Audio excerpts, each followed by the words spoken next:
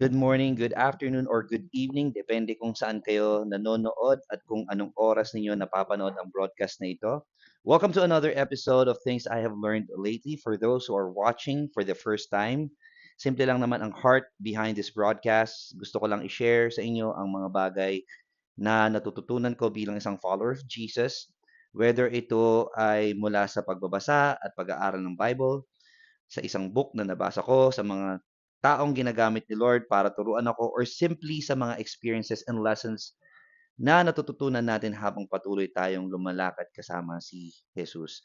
And my prayer is that through these simple lessons, tayong lahat ay mabless, ma-encourage, and ma-challenge na patuloy na sumunod kay Jesus all the days of our lives. And speaking of being a blessing, you can also help us bless and encourage other people by inviting your friends and family to watch this broadcast, or you can simply share the stream sa inyong available social media platforms around you.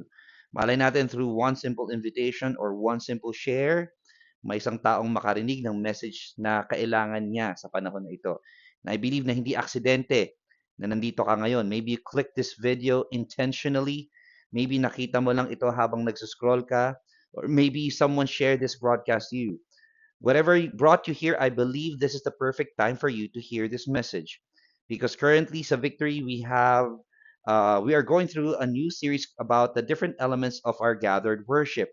That's why ang title ng series na ito is When We Gather. Ako po ay attendee in Victory Calamba and pinag-aaralan yung sacraments, songs, scripture, sacrificial giving, and even supplication. And that's what we're going to do today. Supplication, in other words, is prayer or corporate prayer, I would say, praying together with others.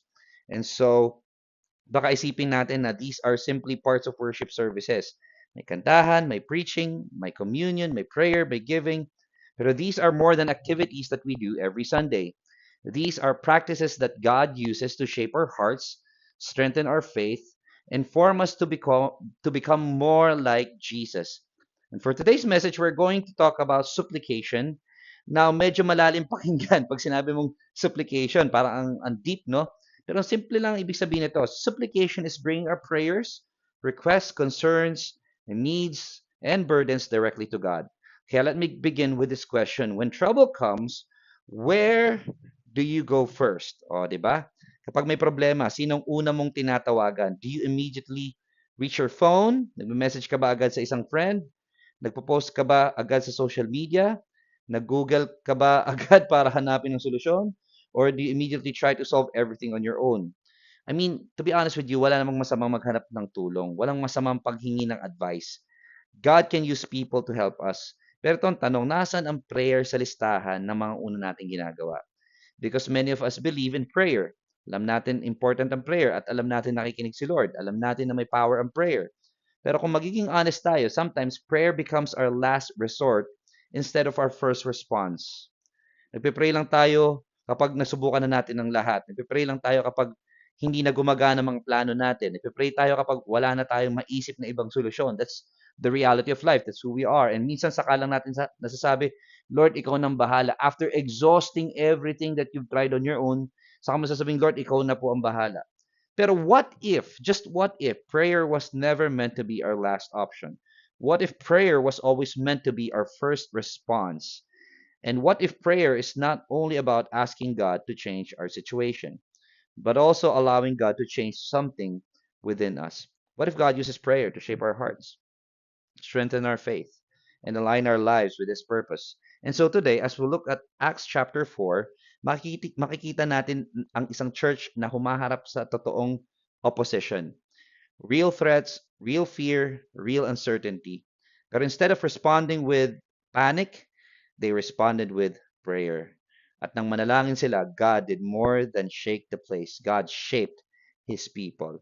And yan ang titingnan natin today. So if you have your Bibles with you, look at Acts chapter 4 with me and meet me in verses 23 to 31. The Bible says this, on their release, Peter and John went back to their own people and reported all that the chief priests and the elders said to them.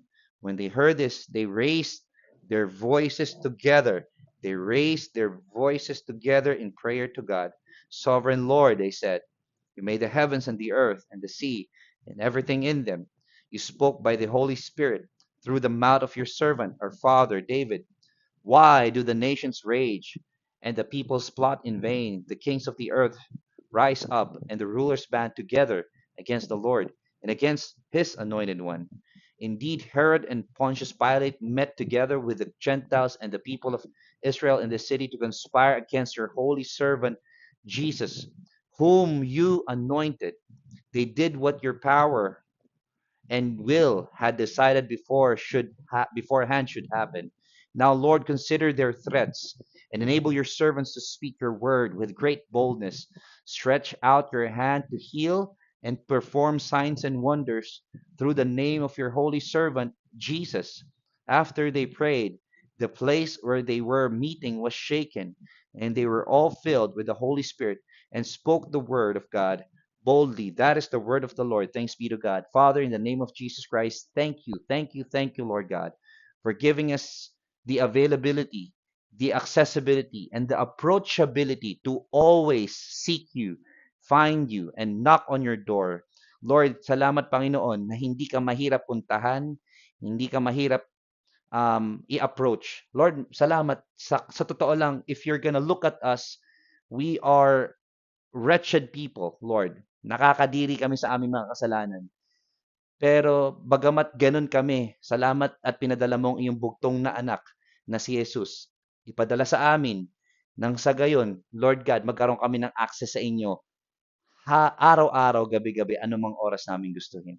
At dahil dyan, Panginoon, nagpapasalamat po kami that we get to talk to you and you get to listen. And Lord, give us ears to hear right now so that we would be able to seek you and know you and be engaged into your will. Lord, we know that you are our strong foundation and your voice matter than all the voices all around us. There are a lot of things that we're hearing lately from the news, from other people, from friends and family, maybe positive, maybe negative. Lord, all we need is to seek the truth from you, and that's what matters the most. And so, God, today, don't just teach us how to pray, don't just give us the value of prayer. Help us, Lord God, to make it a habit all the days of our lives to always pray and to seek your face and turn from our wicked ways. And so, because of that, you will heal our land. Dahil dyan, Panginoon, maraming salamat. Sa pangalan ni Jesus, Amen. Amen. There is a worship leader named Matthew West, and he wrote a book called Don't Stop Praying. Matthew West is a worship leader. He wrote a book. It is a devotional book, 40-day devotional book na ang pamagat ay Don't Stop Praying. And he was inspired not just to write this book, but also to create a song out of this simply because of a story silang mag-ama. So he and his daughter went to a camp. Nagpunta sila sa isang camp, and during an excursion in the wilderness, nagpunta sila doon, her daughter was blindfolded. So na-blindfold yung kanyang anak, blindfold. So may konting activity sa isang youth camp. So her daughter was given a blindfold at kailangan siyang bigyan ng blindfold. Now the fathers were instructed to safely guide their daughters through the woods, relying entirely on three verbal instructions. So ito daw ang instruction na bibigay ng ama sa kanilang anak. I will never leave you. Second instruction is you can ask me anything. And number three is only listen to the sound of my voice. So imagine there's a little girl, daughter niya, nasa camp sila, and yung father kasama nila. So magka-holding hands pa sila. Tapos tatlo lang yung instruction ng tatay. I will never leave you. You can ask me anything. Only listen for the sound of my voice. Now, as they are walking in the middle of the woods, yung isa sa mga counselors, yung isa sa mga nagpapa-activity, signal the dads to stop physically holding their daughters' hands. Shortly after, the dads were told to stop speaking entirely. So, dalawang instruction ang binigay. Bitawan niyo yung kamay and wag niyo na kausapin yung daughter ninyo. In the sudden silence, a deceiver or a camp counselor whispered to the girls that they were alone. Sinasabi niya, oy, mag-isa lang kayo and you can only follow my voice. Eventually, yung anak ni Matthew West veered off the path and was quietly led into a small ditch, isang maliit na kanal, by a guide, standing blindfolded and confused. Now, medyo hindi na niya alam ang gagawin niya. Then all of a sudden, this is what her daughter said, Dad, are you there? Wow. Ito yung tanong niya, ha? Dad, are you there? And nung tinanong siya ng sarili niyang ama, ng tanong na yan, he cried, he teared up and answered, Yes, I'm here. Grabe, no? And there is a spiritual meaning behind this. Why Matthew was inspired to write a book about this. You know why? Kasi isa lang ang ibig sabihin nito sa kanya, kasi nung binigay yung instruction na to sa kanya, napaiyak siya at may na-realize siya about praying and seeking God. Ang ibig sabihin sa kanya nito ay, I will never leave you, meaning it mirrors God's presence. You can ask me anything. It represents the power of prayer. Only listen for the sound of my voice reminds us to drown out the noise of the world and focus on God's direction. That's why it's very important to understand prayer, because prayer is something that allows us to really not just speak to God and ask all about Him, it also allows us to and gives us access to listen to His beautiful voice. Sa sobrang daming ingay ng mundo ngayon, in social media, in everything else, there's so much noise about the advice of the world, people speaking, people dictating, things like that. The voice of God matters more than anything else. Kaya nga prayer is not only about asking God to change what is happening around us. Prayer is also God's way of changing what is happening within us. That's why it's very important that prayer will not change our circumstances. Prayer did not change the blindfold of the young girl, but rather prayer assured that the young girl that her dad is there. Ganon din sa iyo, kapatid, na nakikinig ngayon. Prayer is assuring us na hindi ka nag-iisa at kasama mo ang Panginoon. That's why pray, pray, pray. How do you pray? In the terms of liturgy, okay? Number one, pray with God's people. Don't just pray alone. Pray with God's people. Background of Acts chapter 4, konting kwento lang, yung binasa natin kanina. Peter and John, nakulong sila because of a miracle that happened, okay, back in Acts chapter 3. And so ito na nga yung nangyari. There was persecution and opposition. They didn't like the miracle that happened. Okay? And so napapersecute sila, nakulong sila, tapos sinabihan sila, huwag nyo nang gawin yan ulit. Pwede ba naman yun? May nag-miracle na nga, may gumaling na nga ibang tao. Huwag na daw gawin ulit. And because of that, they were released kasi hindi sila makulong. Wala namang kasong pwedeng ipataw sa kanila. So on their release, this is what happened. Peter and John went back to their own people and reported all the chief priests and the elders had said to them. When they heard this, they raised their voices together in prayer to God. So they raised their voices together in prayer to God. Look at this phrase. Tingnan mo, okay? Dumaan sila sa problema, pagkatapos ng problema, anong sinabi nila? Naghanap sila pinuntahan nila yung church community nila, and they raised their voices together in prayer to God. Look, when they had problems, and here's what happens sometimes. Pag may problema, many of us don't immediately pray. We worry, we overthink, we complain, di ba? Pag may problema, halimbawa, narinig mong ganito yung nangyayari sa Senado, ganito yung nangyayari sa gobyerno, ganito nangyayari sa DPWH, ganito nangyayari sa inyong homeowners association, nagkakagulo na. Okay, minsan pag may narinig tayong problema, we worry, we overthink, ay nako, ganito kasi yan, na politika yan, partido ni ganito yan.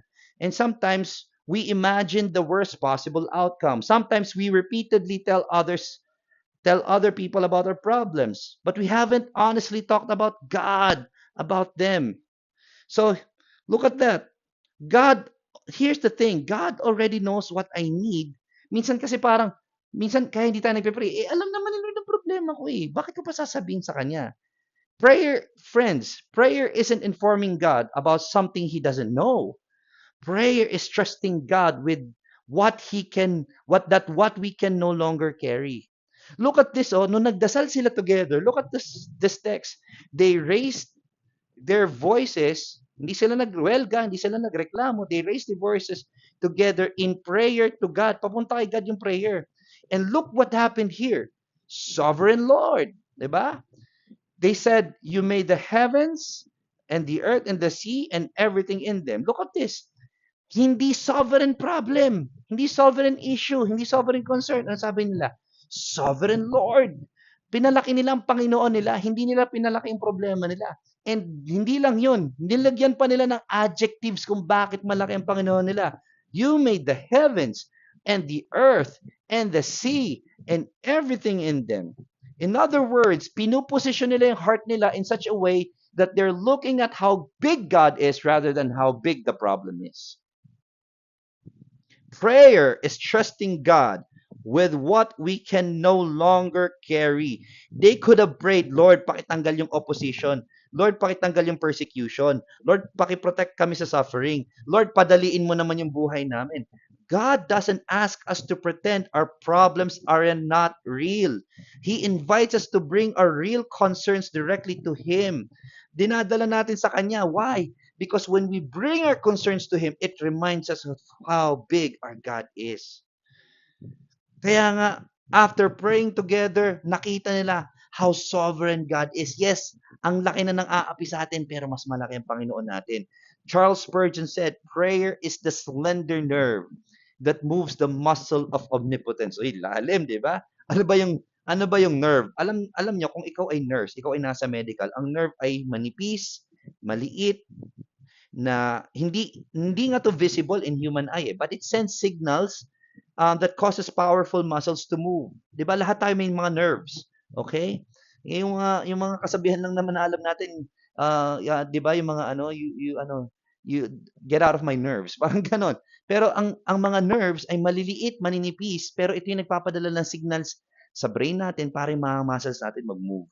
Kahit manipis at maliit yan, pero sabi dito, sa quote ni Charles Spurgeon, it moves the muscle of omnipotence. It shows the power of God. God is omnipotent. In other words, lumalabas dito kung sino yung Panginoon mo. Akala mo maliit lang yung prayer, akala mo insignificant yung prayer, akala mo hindi nakikita ng lahat yung prayer, which is true.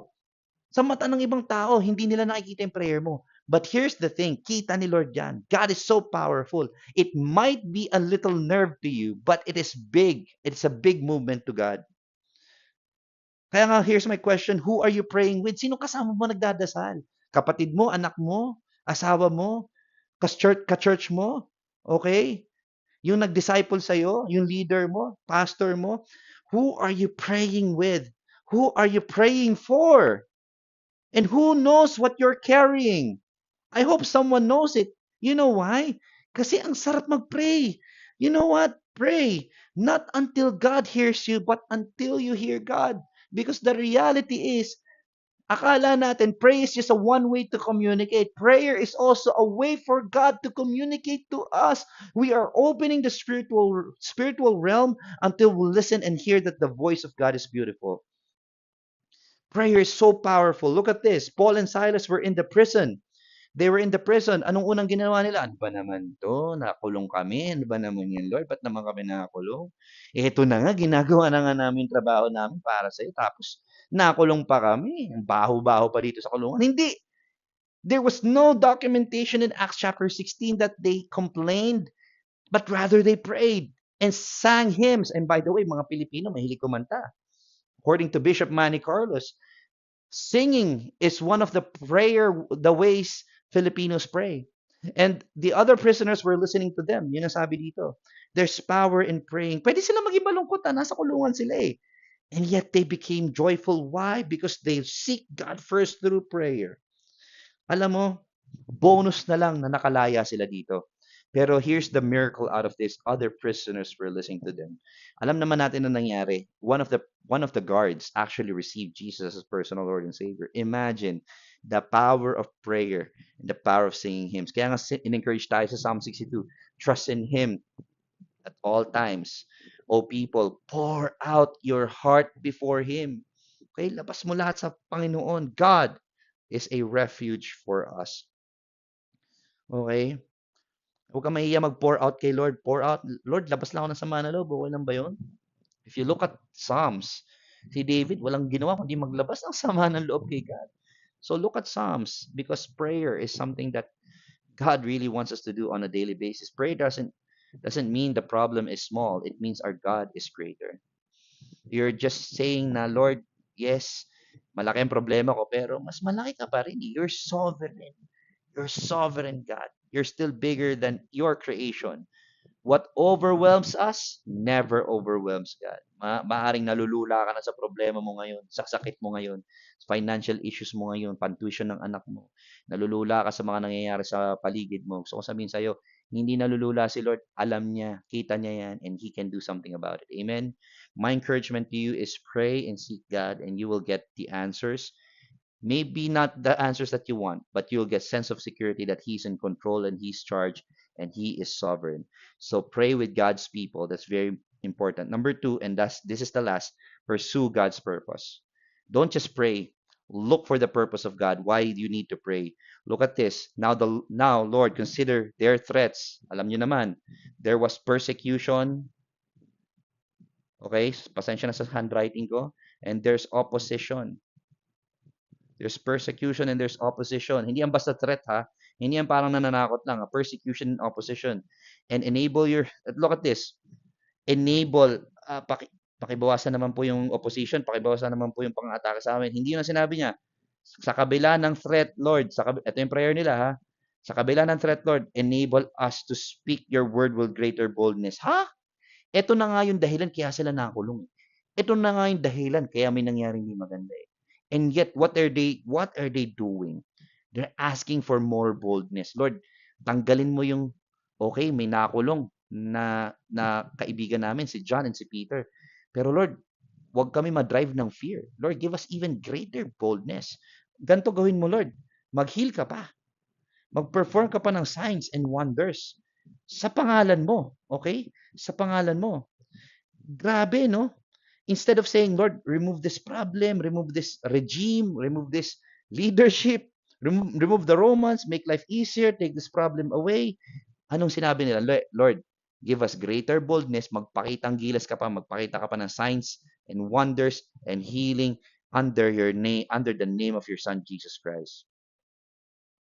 Kaya nga, kaya nga minsan parang, Lord, ba't ko ba ito pinagdadaanan? What if God's purpose isn't always to remove the difficulty?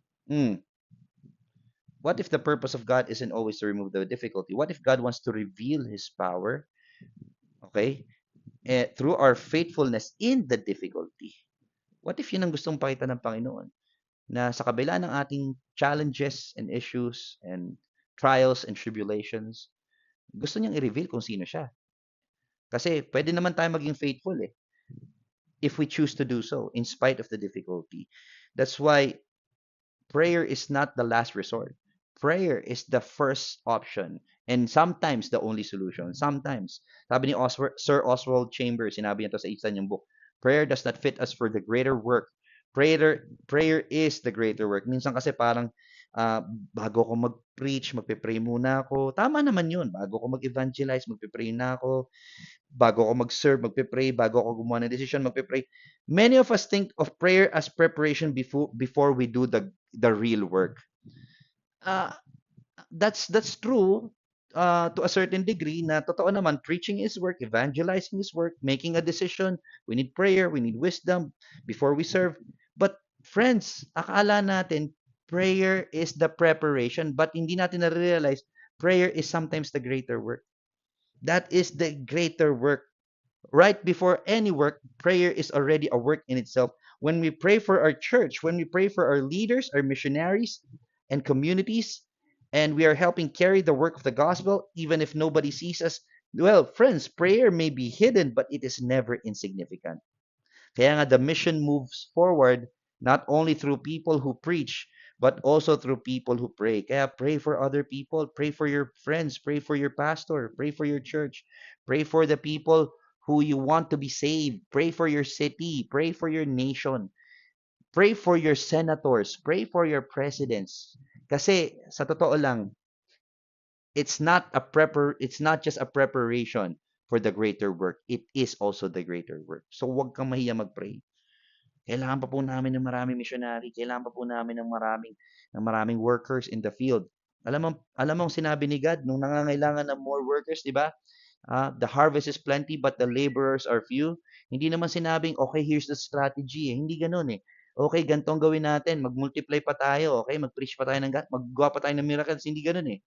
The harvest is plentiful, the workers are few. Na-identify ni Jesus ang problem. Pero instead of strategy, ano sinabi niya? Pray earnestly to the Lord of the harvest before the strategy, before the technique, before the methods. The first thing he is asking to do is to pray earnestly. Jesus saw a great harvest. Instead of his instruction wasn't make a better way of doing things. No, his instruction was to pray. Kaya nga, before we talk to people about God, we should learn to talk to God about people. It's important to talk to God. Learn to talk to God. Lord, I pray for my friends. I pray for the people around me. Lord, na-hurt ako din ng taong to. Lord, I pray that you would still bless this person. I pray, Lord, that you would give him a good direction. Alam mo, it's very important that before we talk to people, to others about who God is, it's important that we have a communication to God first about the people that we would like to pray for. Pray for others. I have a friend, make it nakilala po ako. 8 years po silang hindi magka-baby. And by just simply praying together, continuously praying together, nagulat kami. Ngayon po, 3 years old na po yung bata. There's nothing impossible sa Panginoon. Kayang-kayang gumawa ng milagro ng Panginoon through prayer, but He is looking first at our heart. Kamusta ba ang puso natin? There are several people in the Bible who didn't stop praying. Daniel, Hannah. I mean, the list goes on and on and on. Those people who seek God first, because that's the most important thing to do. It's the greater work in itself. But God does publicly is often preceded by what His people prayed privately. There's so many stories, if I heard, of miracles, signs, and wonders that happened to people, to churches, because of prayer. Sobrang dami nangyayaring magagandang bagay. Kaya let me encourage you here today, continuously pray for people around you. Kaya nga as I end, when the church prays, God may shake the place, but His greater purpose is to shape His people and advance His mission. When we pray, it is shaping us. It's making our faith wider, bigger, and deeper. And when we pray, it's not just about a task, a religious duty. It's about communicating with God and having a relationship with Him. Father, in the name of Jesus Christ, for those who are listening, for those who are watching, whether locally or abroad, saan man sila nakikinig, saan man sila nanonood, Panginoon, marami pong salamat. This is your way of communicating with us prayer. So, yung iba na nakikinig ngayon sa kotse, I pray, Lord God, na after nitong soundbite na ito, they would be able to basically talk to you even in the middle of the traffic. Maybe some of them are taking a bath, okay, in the comfort room while listening to this podcast. I pray, Lord God, that after this, they would listen and pray to you, Lord. So they would begin a habit of speaking with you. Lord, to those moms who are breastfeeding right now, Lord, maaaring sabihin nila wala na silang time sa mga gantong bagay. Pero Panginoon, I pray that in the middle of their breastfeeding, in the middle of sweeping the floor, habang nagsasaing, Lord, in the middle of the day, stop us from what we're doing and allow us to seek you and your beautiful face and to listen to your still small voice. Thank you, Lord God. Help us, Lord God, to pray with each other as well. Wag ko yung papayag, Lord God, ang pinipray lang namin is yung needs namin. Help us to also be unselfish in our prayers. Help us to pray for other people as well. Give us the grace to do that. And we know signs and wonders ay hindi mo pinagdadamot. Lord, naniniwala ako, Lord, there's power in prayer because there is something about where we anchor in our faith.